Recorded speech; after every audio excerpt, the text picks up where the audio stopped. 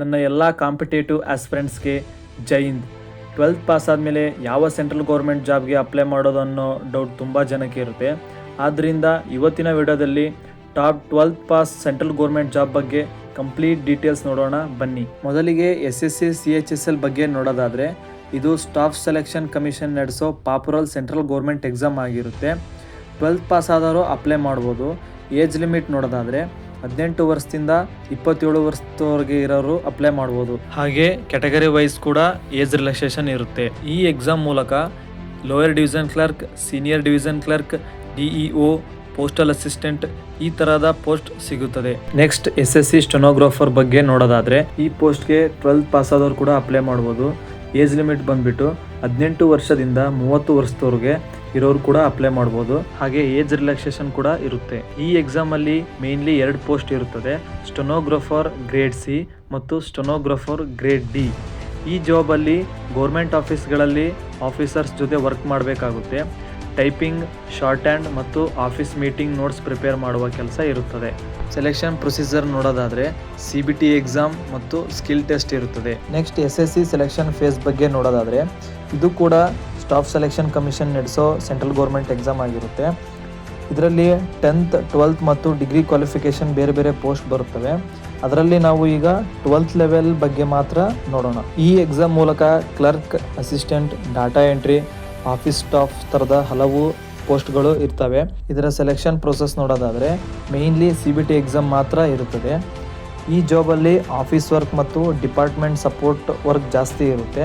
Next RRB NTPC ಬಗ್ಗೆ ನೋಡೋದಾದರೆ ಇದು ರೈಲ್ವೆ ರಿಕ್ರೂಟ್ಮೆಂಟ್ ಬೋರ್ಡ್ ನಡೆಸೋ ಪಾಪುರಲ್ ಎಕ್ಸಾಮ್ ಆಗಿರುತ್ತೆ. 12th ಪಾಸ್ ಆದವರು ಅಂಡರ್ ಗ್ರ್ಯಾಜುಯೇಟ್ ಪೋಸ್ಟ್ಗೆ ಅಪ್ಲೈ ಮಾಡ್ಬೋದು. ಈ ಎಕ್ಸಾಮ್ ಮೂಲಕ clerk, typist, commercial clerk, ticket clerk ಈ ಥರದ ರೈಲ್ವೆ ಪೋಸ್ಟ್ಗಳಿಗೆ ಅಪ್ಲೈ ಮಾಡ್ಬೋದು. ಸೆಲೆಕ್ಷನ್ ಪ್ರೊಸೀಜರಲ್ಲಿ CBT 1, CBT 2 ಮತ್ತು ಡಾಕ್ಯುಮೆಂಟ್ ವೆರಿಫಿಕೇಷನ್ ಇರುತ್ತದೆ. ಎಕ್ಸಾಮ್ ಪ್ಯಾಟರ್ನ್ ನೋಡೋದಾದರೆ ಮ್ಯಾಥ್ಸ್, ರೀಸನಿಂಗ್, ಜನರಲ್ ನಾಲೆಡ್ಜ್ ಇರುತ್ತದೆ. ಈ ಜಾಬಲ್ಲಿ railway office work, passenger support ಮತ್ತು ರೈಲ್ವೆ ಅಡ್ಮಿನಿಸ್ಟ್ರೇಷನ್ ವರ್ಕ್ ಇರುತ್ತದೆ. ನೆಕ್ಸ್ಟ್ RRB ಟಿಕೆಟ್ ಕಲೆಕ್ಟರ್ ಅಥವಾ TC ಬಗ್ಗೆ ನೋಡೋದಾದರೆ ಇದು ರೈಲ್ವೆ ಡಿಪಾರ್ಟ್ಮೆಂಟಲ್ಲಿ ಬರುವ ಪಾಪುರಲ್ ಜಾಬ್ ಆಗಿದೆ. ಇದು ಕೂಡ 12th ಪಾಸ್ ಆದರೂ ಅಪ್ಲೈ ಮಾಡ್ಬೋದು.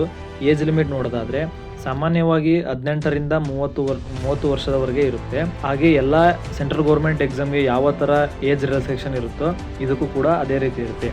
ಈ ಜಾಬಲ್ಲಿ ಪ್ಯಾಸೆಂಜರ್ ಟಿಕೆಟ್ ಚೆಕ್ಕಿಂಗ್, ಸಪೋರ್ಟ್ ಮತ್ತು ರೈಲ್ವೆ ಡ್ಯೂಟಿ ವರ್ಕ್ ಇರುತ್ತೆ.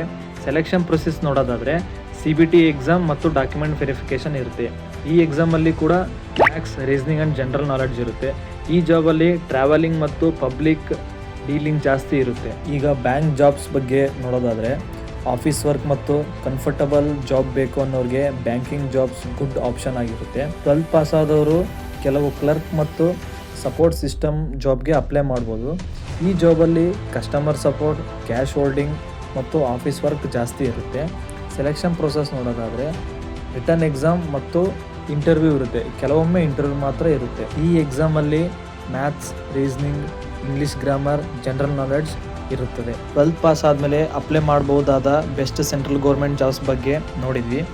ಈ ವಿಡಿಯೋ ಯೂಸ್ಫುಲ್ ಆಗಿದ್ದರೆ ಲೈಕ್ ಮಾಡಿ, ಶೇರ್ ಮಾಡಿ, ಸಬ್ಸ್ಕ್ರೈಬ್ ಮಾಡೋದನ್ನು ಮರಿಬೇಡಿ. ಮತ್ತು ಪಾರ್ಟ್ 2 ಅಲ್ಲಿ ಡಿಫೆನ್ಸ್, ಪೊಲೀಸ್ ಮತ್ತು ಯೂನಿಫಾರ್ಮ್ ಜಾಬ್ಸ್ ಬಗ್ಗೆ ನೋಡೋಣ.